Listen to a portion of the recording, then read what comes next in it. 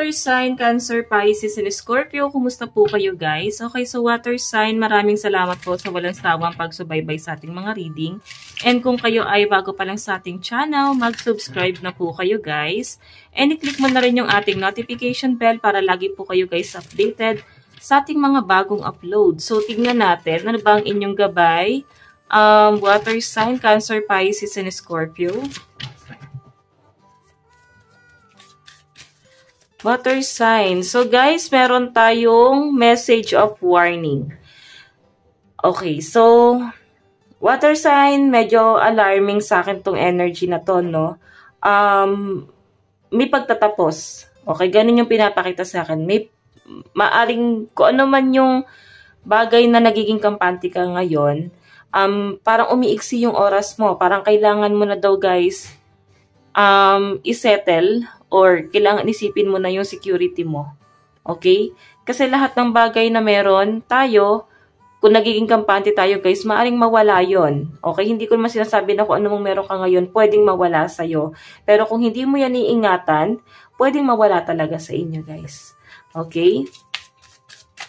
Tignan pa natin. So guys, meron po tayong free message. And meron tayong message of forgiveness. Okay, so water sign sa pinapakita sa akin dito, parang kailangan daw po na may pag-uusap ng masinsinan, mahinahon, wag daanin sa galit, init ng ulo, kasi darating sa point na parang may pagpapatawad pa rin na mangyayari. Okay, hayan. Or baka naman, water sign, kailangan patawarin mo din yung sarili mo. Okay? Kausapin mo yung sarili mo. Ano ba talaga yung gusto mo? Kasi nakikita ko sa energy mo, water sign, pabago-bago ka ng isip. Okay? Wala kang magiging direction kung ganito ka mag-isip. Pwedeng hindi ka makakapag-build ng foundation mo kung may mga distraction. Hindi ka makapagsimula sa sarili mo kasi may mga distraction, guys. May mga maling desisyon na nagagawa ang mga water sign nang hindi ka aware. Okay? So, kung ano man yung mga desisyon na yan, guys, or pwede ibang tao na gumagawa sa inyo.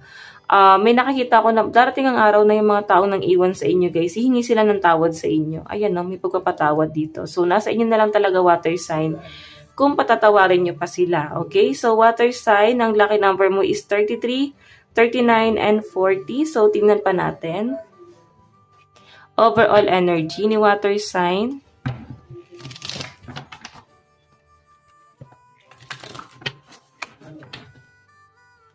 Water sign. So, meron po tayong the star. Meron po tayong 4 of wands. And, meron tayong 9 of pentacles. Overall energy mo guys, nakatuon ka sa sa mga bagay na alam mong mas makakatulong sa'yo. Kasi nafe-feel mo dito na survivor ka eh. Okay? So, sa nakikita ko rito, water sign, nakapokus ka ngayon sa kaperahan mo. Mas pinapagana mo yung isip mo. Okay? Gumagana yung logic mo ngayon. Water sign, kung ano man yung mga hakbang na gagawin mo sa buhay mo, sa pinapakita sa akin dito, magiging successful ka doon.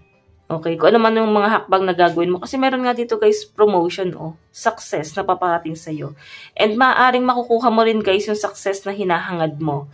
Lalo na kung hindi ka pa bago-bago ng mga plano, isip. Kasi yun yung nagpapasira sa diskarte mo, yung pabago-bago ka mag-isip. Okay, so 9 of Pentacles, nakikita ko yung stability ng mga water sign. Lumayo ka lang sa mga toxic. Yun yung sinasabi sa akin dito. Okay, maaaring nasa paligid mo yung mga toxic. Hindi mo yan nararamdaman. Okay, so tingnan pa natin guys, pagdating naman sa career mo. Sa career naman po ni water sign.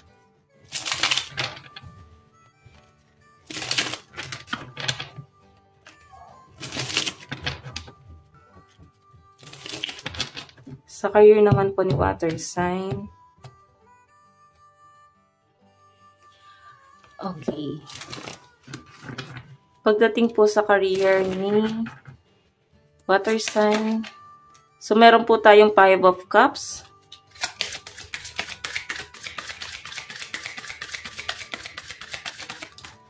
Meron tayong 4 of Swords in reverse. And Princess of Swords. Water sign, parang hinahanap mo pa rin yung sarili mo eh. Actually, napapaisip ka kung ano na ba yung hakbang na gagawin mo ngayon, no? Sa pinapakita sa akin, parang nakukulangan ka sa motivation eh. Parang hindi mo alam kung sisimulan mo na ba yung mga plano mo. Ngayon, biglang nagbago na naman yung plano mo.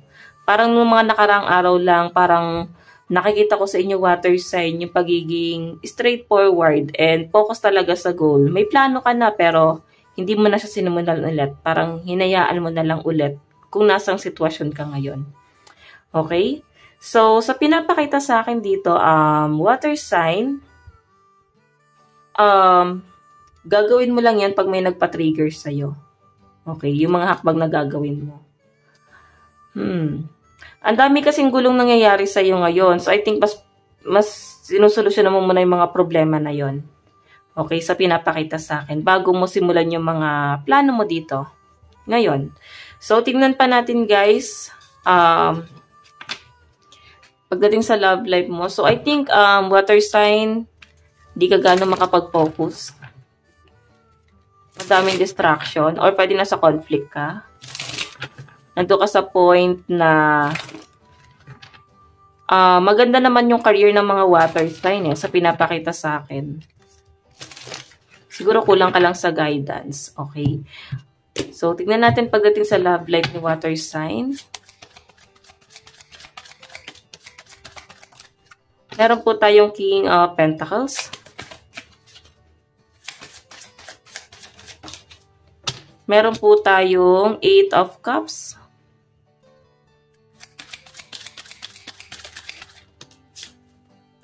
Meron po tayong The Chariot. So guys, pagdating sa love life mo, actually may opportunity. So may chance pa na maayos to. May nakikita ako na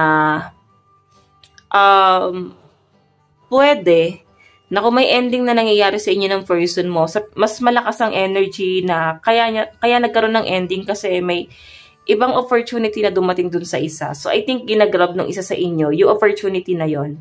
Okay? And kung bakit mabagal mag-decide yung isa sa pinapakita sa akin, dahil to sa opportunity na dumadating or meron sa kanya ngayon. So, hindi makapamili yung isa rito. Ayan o, may opportunity. The Chariot kasi guys is opportunity. And 8 of Cups, tinatalikuran mo yung isang tao dito or pwedeng siya yung tumatalikod sa inyo. Dahil na rin to guys sa mas pinapagana niya yung pagiging logical niya. Mas pinapagana niya yung pagiging wais niya. Okay? So, I think, kaya may umaalis kasi mas mapapakinabangan niya yung isa. Or pwedeng may money involved. Pwedeng mas maganda yung no-offer dun sa kabila. Water sign. Okay? So, tignan pa natin guys. Ano pa ang ipapakita sa inyo? Advice.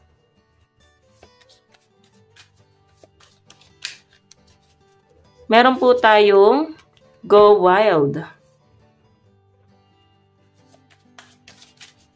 And embrace the flow of life. Okay, so water sign sa pinapakita sa akin dito, i-enjoy mo na lang kung ano yung meron ka ngayon, no? Wag ka na rin gumawa ng problema or wag ka nang makisali sa problema ng iba. Or pwedeng kung hindi mo na kayang solusyonan yung problema mo, mas maganda na maging tahimik na lang yung buhay mo. Or ilagay mo yung sarili mo sa lugar kung saan mas magiging payapa ka. Okay? Ayan no, kausapin mo din daw si higher self kasi minsan kulang ka lang sa advice or pwedeng may nag-a-advise naman sa inyo pero nawawala din sa isip nyo yan guys. Okay, so water sign, ito lang naman po ang inyong reading hanggang sa muli. God bless and love you all. Thank you!